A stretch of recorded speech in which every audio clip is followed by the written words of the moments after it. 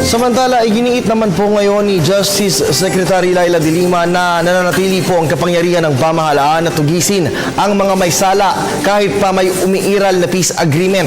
Balikan po natin ang aming kasamang si Ria Fernandez sa Senado live.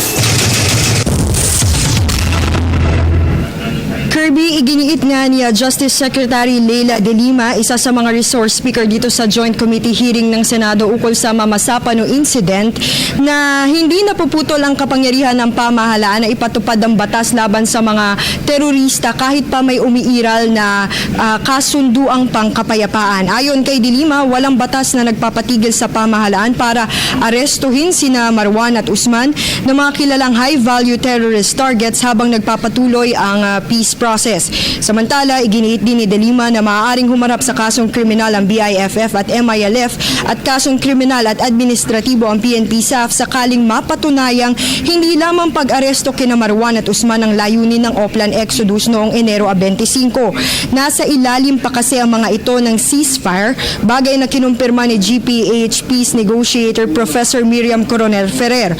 Upang magbigay linaw sa investigasyon, nangako sina DILG Secretary Marojas at MILF-CCCH Chief Rasid Ladyasan na magsusumite sila ng ulat kaugnay ng inventaryo ng lahat ng kanilang armas at gamit noong bakbakan.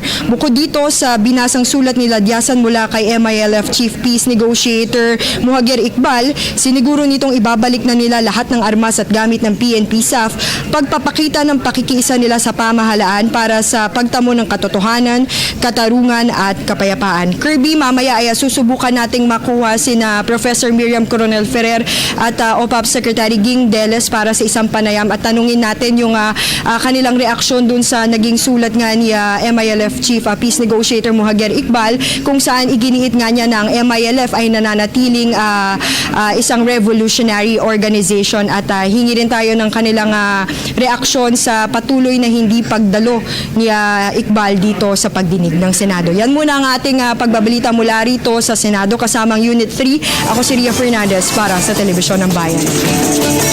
Muli maraming salamat sa iyo, Ria.